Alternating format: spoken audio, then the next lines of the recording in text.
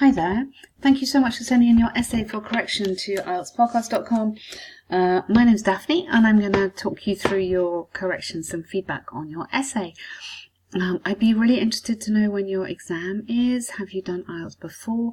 And what kind of grade you're going for? That would help us to help you best. Okay, so this is about homeless people.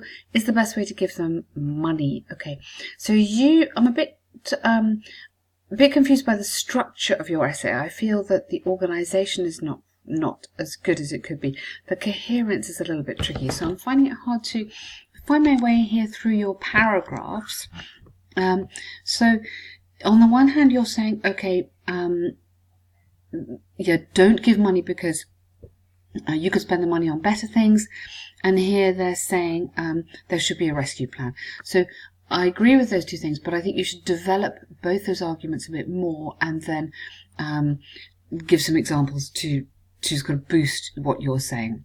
So your introduction here: it's true that many societies have homeless people. Now, what you've done is repeat the words in the question.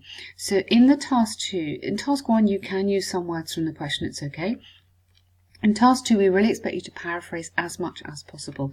So you can say that it is true that people living on the streets is another way of saying homeless, or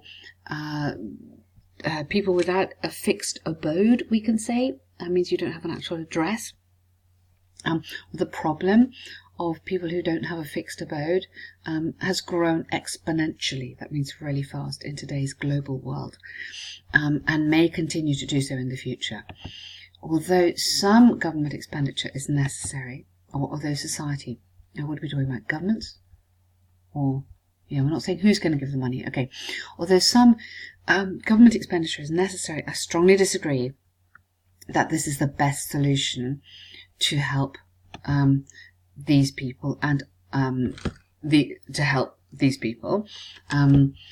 in this essay I will develop my arguments using examples from India and Oxford University or something like that.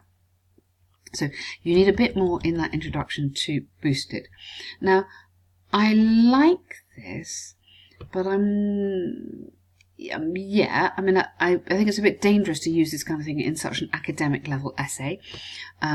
So I wouldn't use it, but I see where you're going. Simple, meaningful sentence describes the whole situation. Okay, so who are we talking about? Don't feed the unemployed people, but give them qualifications to find a job.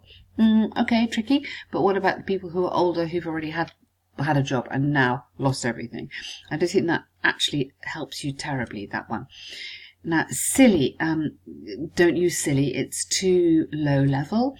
And I don't quite know what you mean here. Do you mean it would be rash or it would be unwise to spend millions as a charity on homeless people, while they may invest that money to create more employment opportunities for those people? Okay. Yes, but I only think that's half the story. You might create unemployment opportunities for some of the younger people who are on the streets, but what about the older people? And I think the charities are extremely important because you want to get people off the street. I see what you mean here, try and give them an opportunity. So what you've said in English is correct, but I don't think your argument works. So therefore I'm challenging your coherence. It's hard for me to see where you're going on this one. So firstly, now you're putting firstly here, but I can't see secondly, so I would avoid that. So you could just start with, if governments decide to distribute their finances among people in need, this could negatively impact other important issues such as schooling and spending on healthcare. Moreover, the money could worsen the situation by creating social inequality. How? And therefore, and consequently, run the risk that others decide to leave everything behind and be paid for nothing. Okay, be paid for life on the streets, or be paid for giving up employment in favour of life on the streets, leading you to an unmanageable situation. Yes, okay, I hear what you're saying. Excuse me. Whoops. Sorry, I get what you're saying. I think you need to develop it. I think you're coming up with some really big generalizations without developing them, which reads in a rather simplistic way.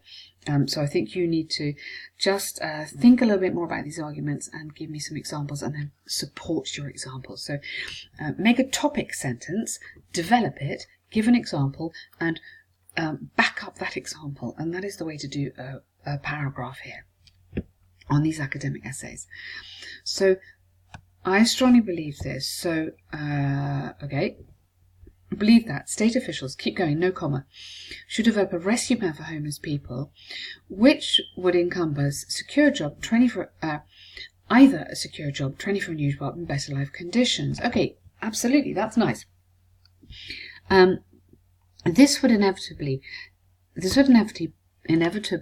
be a financial burden initially in order to provide food and shelter. However, long-term outputs would be more beneficial than just giving cash every time it's needed. Okay, this is a good paragraph. Okay, I think this paragraph almost should be further up here and then run from there, develop it from there.